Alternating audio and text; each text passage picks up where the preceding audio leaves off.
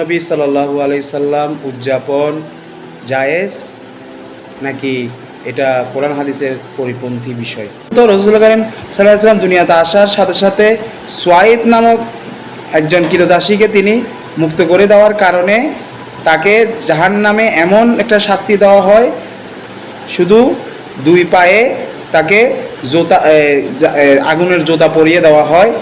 আর প্রতি সোমবারে যেদিন তিনি রাসূল করিম সাল্লাল্লাহু আলাইহি ওয়াসাল্লাম জন্মগ্রহণ করেছেন, সেদিন খুশি হওয়ার কারণে তার হাত দিয়ে আঙ্গুল দিয়ে এক ধরনের পানি বের হয়, যেটা থেকে তিনি শান্তি পায়। আমরা রাসূলের উম্মত হয়ে আমরা সেদিন কেন পালন করব না? সেদিন পালন করলে আমাদের সমস্যা কোথায়? কোরআনও আছে, হাদিসও আছে, তাহলে সমস্যা কোথায়, কোন জায়গায়? যারা বেদাত, যারা এটা পালন করা ঠিক না, ওইটা পালন, এটা কোরআনে নাই, হাদিসে নাই, তারা একটু কোরআন হাদিস একটু রিসার্চ করে কথাটা বলিয়েন। তারা কোরআন হাদিস রিসার্চ না করে শুধু বেদাত শিরিক নিয়ে পড়ে থাকলে হবে না। একটু কোরআন হাদিস রিসার্চ করেন। এটা আল্লাহ রসুলের বেলাদতের সময়, আল্লাহ রসুলের 12 রবিউল আউয়াল দুনিয়াতে। আবার অনেকে আছে মিলাদুন্নবী নিয়ে তবরুকের ব্যবস্থা করে, কিন্তু তবরুকের ব্যবস্থা যদি সঠিকভাবে বন্টন হয় তাহলে ঠিক আছে। আর যদি সঠিকভাবে যদি তবরুক বন্টন না হয়, তাহলে কিন্তু সেখানে কিন্তু ঝামেলা আছে। শুধু দুনিয়াবী স্বার্থ হাসিল হবে, আখিরাতের কোনো স্বার্থ, তার আখিরাতের কোনো তিনি নিয়ামত তিনি পাবেন না।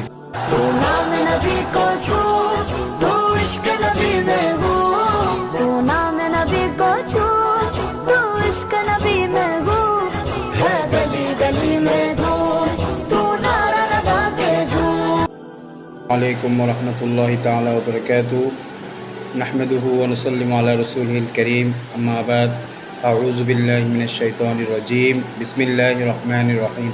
কুল বিফাদলিল্লাহি ওয়া বিরহমাতিহি ফাবিযালিকা ফালইফরাহু ওয়া খায়রুম মিম্মা ইয়াজমাউন। ওয়া আন ইবনে আব্বাস রাদিয়াল্লাহু তাআলা আনহুমা ক্বাল ক্বালা রাসূলুল্লাহি সাল্লাল্লাহু আলাইহি ওয়াসাল্লাম উলিদান নাবিয়্যু সাল্লাল্লাহু আলাইহি ওয়াসাল্লাম ইয়াউমুল ইসনাইন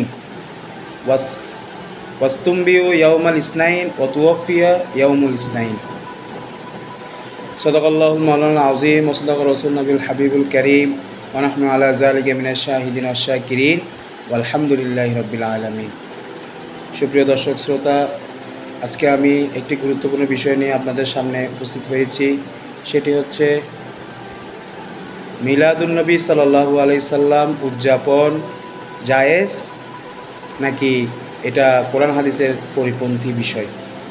দেখুন, আমি যে কোরআন আয়াতটি তেলাওয়াত করেছি সূরা ইউনূসের 58 নম্বর আয়াত, সেখানে বলা হয়েছে, বলুন আল্লাহর অনুগ্রহে এবং তার রহমতে আমাদের প্রতি যে নিয়ামত এসেছে, সুতরাং সেটার উপরই যেন তারা আনন্দ প্রকাশ করে। এটা তারা যা সঞ্চয় করে তা অপেক্ষা উত্তম।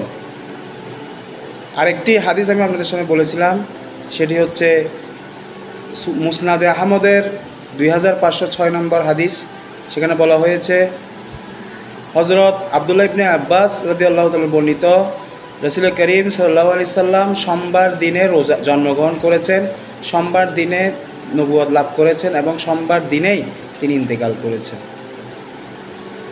তো আরেকটি হাদিস আমি আপনাদেরকে বলতে চাচ্ছি, সেটি হচ্ছে রাসূলুল্লাহ সাল্লাল্লাহু আলাইহি সাল্লাম এই দিনে সোমবারে তিনি জন্মগ্রহণ করেছেন এবং তিনি সোমবারে রোজা রাখতেন।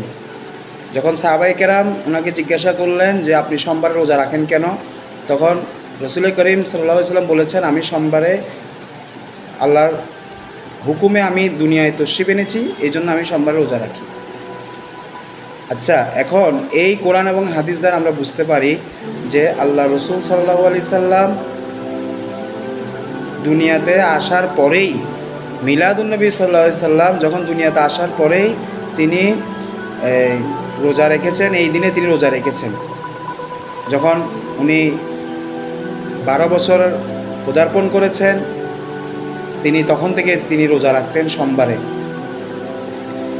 আর আরেকটি হাদিস এসেছে, সেটি হচ্ছে হযরত উরওয়া ইবনুল জুবাইর রাহমাতুল্লাহ আলাইহি থেকে বর্ণিত, রাসূল করিম সাল্লাল্লাহু আলাইহি ওয়াসাল্লাম ইরশাদ করেছেন, সুয়াইবা ছিলেন আবু লাহাবের কৃতদাসী। আবু লাহাব তাকে মুক্ত করে দিয়েছিল রাসূল করিম সাল্লাল্লাহু আলাইহি ওয়াসাল্লামের জন্মগ্রহণ শুনে, সুসংবাদ শুনে। রসুল যখন শুভ জন্মদিনের সুসংবাদ দেওয়ার কারণে তিনি তাকে আজাদ করে দিয়েছেন এবং তিনি রসুল সাল্লামকে দুধ পান করিয়েছেন। অতঃপর যখন আবু লাহাব মারা গেল, তার পরিবারের এক ব্যক্তি হযরত আব্বাস রাদিয়াল্লাহু তাআলাকে তাকে স্বপ্ন অত্যন্ত খারাপ অবস্থায় দেখলেন। তিনি তাকে জিজ্ঞেস করলেন, তোমার কি অবস্থা? আবু লাহাব উত্তর দিল, তোমাদের ছেড়ে আসার পর আমি ভালো কিছু পাইনি, তবে সুয়াইবাকে মুক্ত করার কারণে আঙ্গুলের সাহায্যে আমি কিছু পানি পান আমাকে কিছু পানি পান করানো হয়। সুবহানাল্লাহ। এই হাদিসটা কিতাবুন নিকাহ সহিহ বুখারীর 5101 নম্বর হাদিস। তাহলে এগুলো থেকে আমরা বুঝতে পারি যে আল্লাহ রসুলের দুনিয়াতে আগমন করার সুসংবাদেই আবু লাহাব কট্টর কাফের। সে রসুল করিম সাল্লাল্লাহু আলাইহি ওয়াসাল্লামের ইসলাম প্রচারের পর থেকে অনেক বিরোধিতা করেছে, অনেক ক্ষতি করার চেষ্টা করেছে। সে আবু লাহাব পর্যন্ত রসুল করিম সাল্লাল্লাহু আলাইহি ওয়াসাল্লাম দুনিয়াতে আসার সাথে সাথে সোয়াইব নামক একজন কৃতদাসীকে তিনি মুক্ত করে দেওয়ার কারণে তাকে জাহান্নামে এমন একটা শাস্তি দেওয়া হয়, শুধু দুই পায়ে তাকে জোতা আগুনের জোতা পরিয়ে দেওয়া হয়।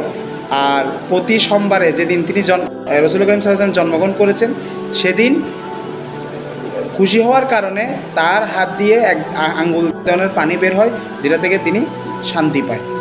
তাহলে এবার দেখেন, যিনি কট্টর কাফের, তিনি যদি রসুল করিম সাল্লাল্লাহু আলাইহি ওয়াসাল্লামের দুনিয়াতে আসার কারণে খুশি হয়ে আজাদ মুক্ত করে দিয়ে তিনি যদি একদিন যদি তিনি ভালো একটা দিন পায়, তার অবস্থা ভালো হয়ে যায়, তাহলে আমরা রসুলের উম্মত হয়ে আমরা সেদিন কেন পালন করব না? সেদিন পালন করলে আমাদের সমস্যা কোথায়? কোরআনও আছে, হাদিসও আছে, তাহলে সমস্যা কোথায়, কোন জায়গায়? যারা বেদাত, যারা এটা পালন করা ঠিক না, ওইটা পালন, এটা কোরআন নাই হাদিসে নাই, তারা একটু কোরআন হাদিস একটু রিসার্চ করে কথাটা বলিয়েন। তারা কোরআন হাদিস রিসার্চ না করে শুধু বেদাত শিরিক নিয়ে পড়ে থাকলে হবে না, একটু কোরআন হাদিস রিসার্চ করেন। এটা আল্লাহ রসুলের বেলাদতের সময়, আল্লাহ রসুল 12 রবিউল আউয়াল দুনিয়াতে এসেছেন, ইন্তেকাল করেছেন। তো ইন্তেকাল করলে কি মানুষ খুশি হয় না? এটা তো যে সে মানুষ, এটা যে সে লোক না যে আমরা ইন্তেকাল করলে আমাদের কষ্ট হয়, ঠিক আছে, কিন্তু আল্লাহ রসুল দুনিয়াতে জন্মগ্রহণ করেছেন আমাদের হিদায়াতের জন্য।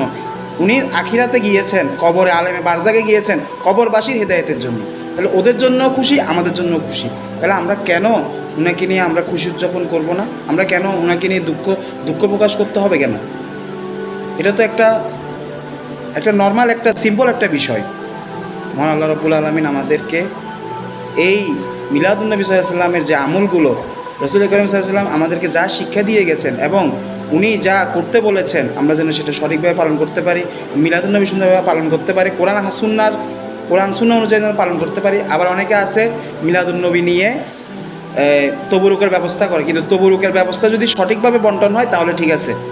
আর যদি সঠিকভাবে যদি তবরুক বন্টন না হয়, তাহলে কিন্তু সেখানে কিন্তু ঝামেলা আছে। শুধু দুনিয়াবি স্বার্থ হাসিল হবে, আখিরাতের কোনো স্বার্থ, আখিরাতের কোনো তিনি নিয়ামত তিনি পাবেন না। মহান আল্লাহ রাব্বুল আলামিন আমাদেরকে এগুলোর প্রতি সঠিকভাবে সহিভাবে আমল করার তৌফিক দান করুক। ঈদে মিলাদুন নবী সহিভাবে পালন করার তৌফিক দান করুক। ওয়া আখিরু দাওয়ানা আলহামদুলিল্লাহি রাব্বিল আলামিন। আসসালামু আলাইকুম ওয়া রাহমাতুল্লাহি তাআলা ওয়া বারাকাতুহু।